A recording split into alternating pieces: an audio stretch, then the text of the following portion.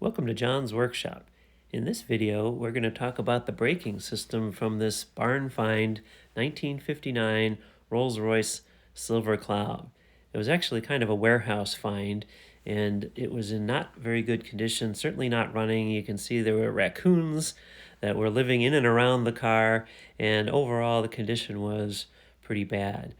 But Chris and his son got the car out, and engine running, and next step is to work on the brakes. In this video, we're going to work on the master cylinders. But before we get into the actual hardware, it's important to understand this fairly complex braking system in the Silver Clouds. And so what I'm showing here is the diagram right out of the manual. This is the workshop manual.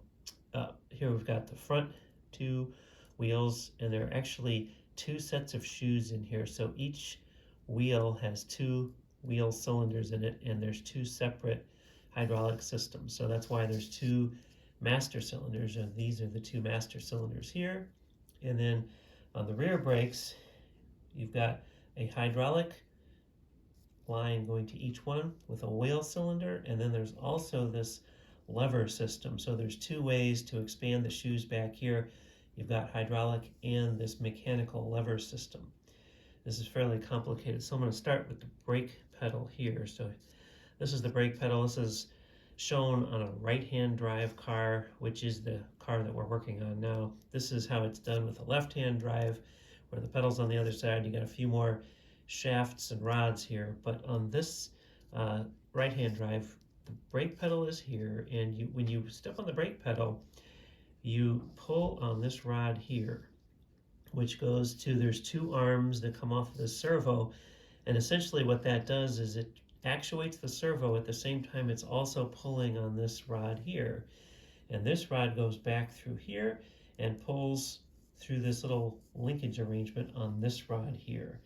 And this rod here is the mechanical actuation of the two rear brake shoes.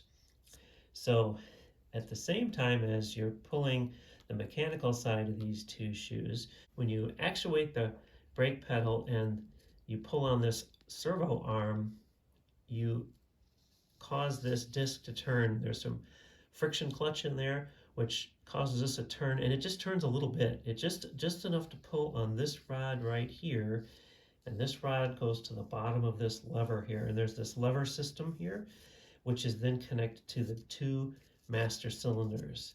And so when this rod gets pulled, it actually compresses the two master cylinders, and then that is what provides the hydraulic pressure here to actuate the two systems in the front brakes and the single hydraulic system in the back brakes. So then you may be wondering what this other rod is doing here.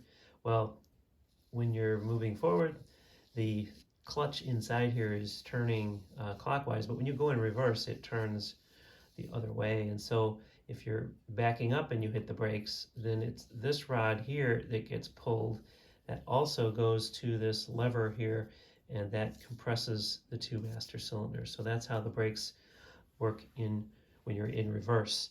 So you really have kind of three systems. In case any one of those fails, you still have another. So the three systems are the two different hydraulic systems. So one set of shoes in the front is one of the systems. The other system is the two shoes in the front and the two shoes in the back that are hydraulically actuated. And then the third is when you use this rod here to mechanically actuate the rears. And in the Silver Cloud 2, you get about 20% of your braking through the mechanical system and about 80% of the braking through the hydraulic system that actuates the wheel cylinders.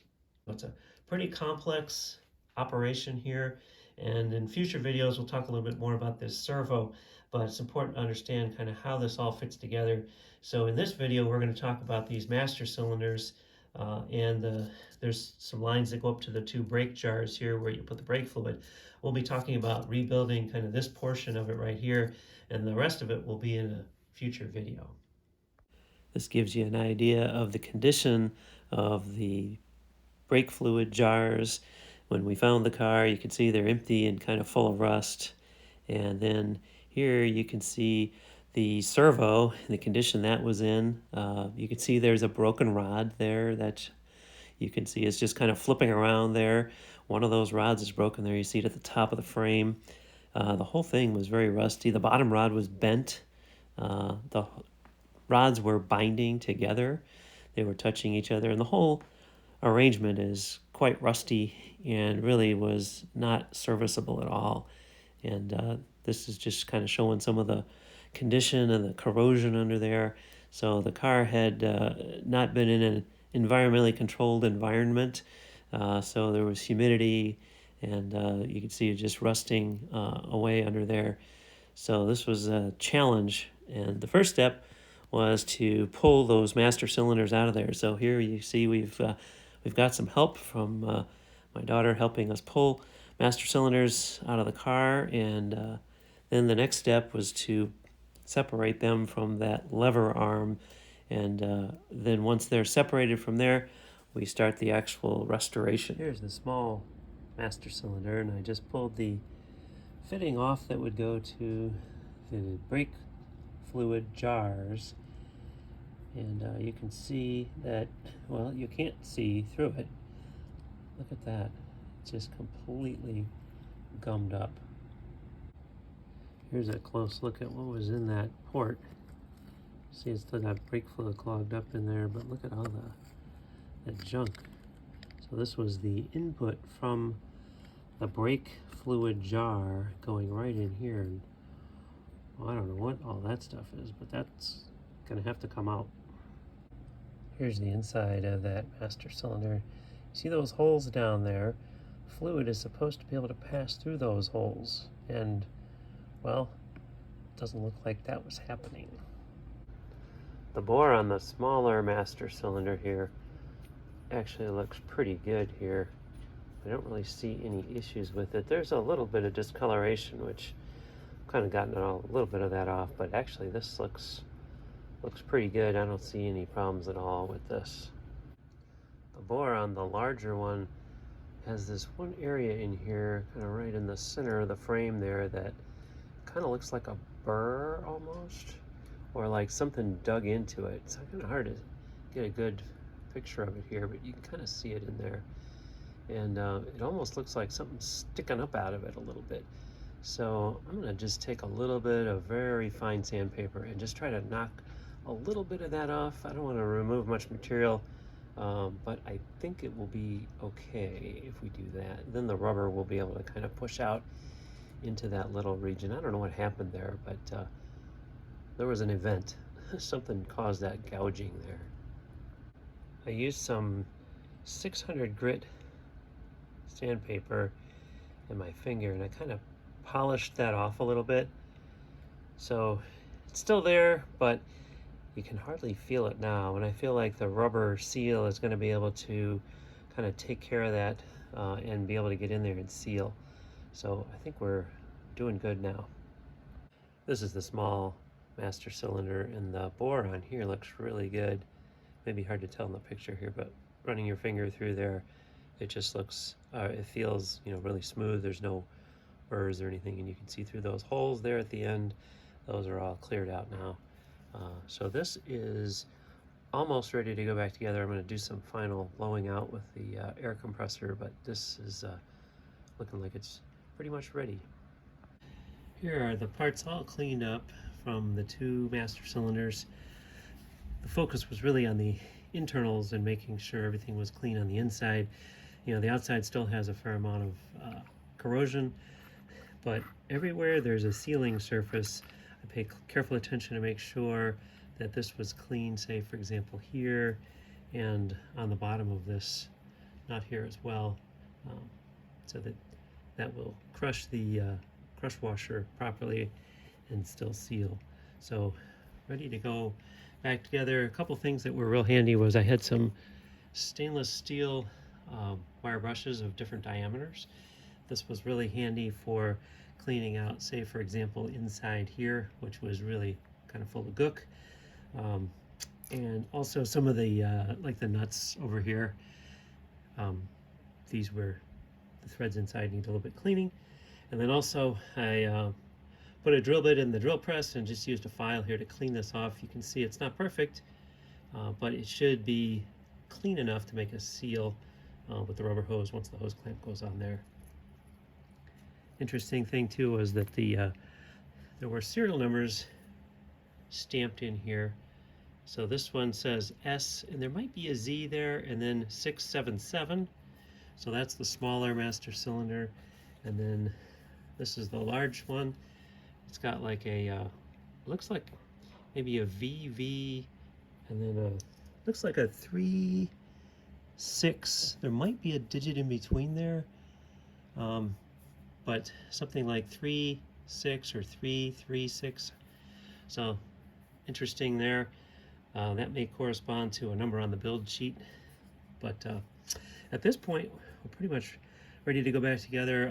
I did say in terms of sealing surfaces, definitely have to pay attention, make sure those are clean. And so in here, for example, where the O-ring is going to ride, and then also here, the sealing flange in here is also very important that be clean. And on the big one here, everything looked pretty good. I will say on the smaller one, I tried to do some polishing with some 600 grit sandpaper. It's not perfect in here. There's still, you don't really feel it with your finger, but you can kind of see that there is a little bit of corrosion that's kind of gotten into the surface there. So I'm hoping that the O-ring will be able to expand and seal that. And then I would say on this smaller master cylinder too, they're in this ring where the O-ring sits, there's also, it was a little bit hard to get all of that cleaned out. There's a little bit of pitting in there, so I'm hoping that the pitting won't be so bad that the O-ring will still be able to compress into the whatever pits there are there and actually make a seal. But this is going to be the high pressure side, so if anything's leaking, it's probably going to be this side, and then also here on the high pressure side. Oops, I got these backwards. This is the high pressure side over here. There's potential that we could see some leaking here. The original crush washers were copper, so these were the original ones here, but the new ones are aluminum. So one minor difference. And then there was this other part here that I wasn't sure of. This is actually designed to help hold this boot on. I had to go back and look at pictures to see where that went. So at this point, it's a matter of putting this all back together. So here's the reassembly. One of the kits came with some what they called rubber grease in that little silver container, and so I'm using that to lubricate the rubber seals and replacing the new piston seal. And one of the things you've got to watch out for is there's a little, that castellated looking circular object. Make sure that goes down into the seal properly and doesn't get wedged, because if it does, you can't bleed the brakes. On the large master cylinder, it's easier to see, but I wanted to demonstrate what these holes are for and explain that. So the brake jar connects to this one, so this is just pretty much at atmospheric pressure, and that goes down into, there's a space here between the cylinder of the piston here and this flat edge here, and that basically fills this area with brake fluid. So when you push the piston and the piston comes out, it reduces the volume in this area and it increases the pressure. So then that goes out through here, through this port right here, which you can see is right in here, just to here, and then that goes to the brakes.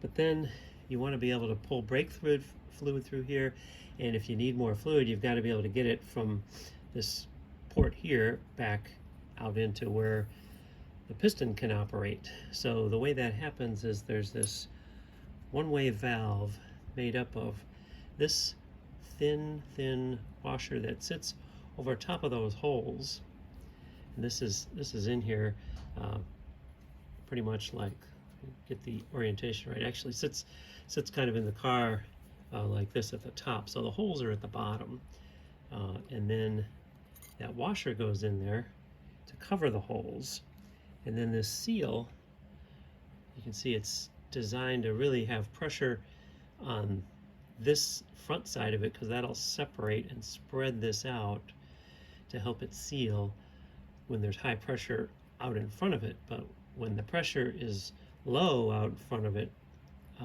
out here, and then if you put your foot off the brake, the pressure actually can get lower in here than it is in the jar, and actually pulls the fluid into this chamber here, right past this seal, and this metal washer is really there to kind of act as a stop for this rubber seal here, like that.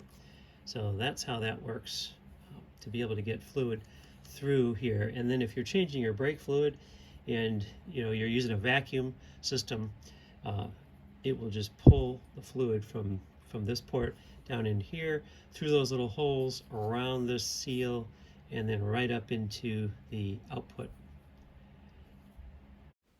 And here's the same operation with the large master cylinder, again using the rubber grease that was supplied in the kit, and then also when the large end cap goes on, making sure that that castellated piece goes down into the seal and isn't somehow wedged off to the side, and then just double checking that the piston action is smooth and is not hanging up at all in there.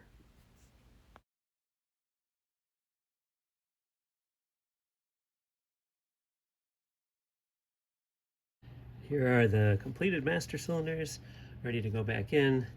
Just torque these nuts and the end cap here, and put the rubber protective boot on there. One thing I found kind of interesting was this one comes with an extra little rubber band kind of thing here that sits on top of this to, I guess, help keep the bottom of this boot hooked to master cylinder. The interesting thing too is that the travel on these are quite different. So this one, you can see how far that moves in, quite a ways. But when you look at the large one, that's it. Just a small amount of travel, which kind of makes sense because it sits on the top, and that lever, moves more on the bottom than it does on the top. And they sit in there like this, with this up. And actually, if the forward part of the car is pointing that way, these sit actually like this in the car. So when you pull the brakes, the operating rod pulls this in. When you push the brakes, the operating rod pulls this in. After cleaning all the components of this assembly, you can see the needle bearings going into the balance lever there that balances the two master cylinders. And then once all the needle bearings are in there and greased, that assembly goes into the overall lever. And once that's together, then we're ready to put this back in the car, and that'll be the subject of another video. So thanks for watching. Hope you enjoyed it.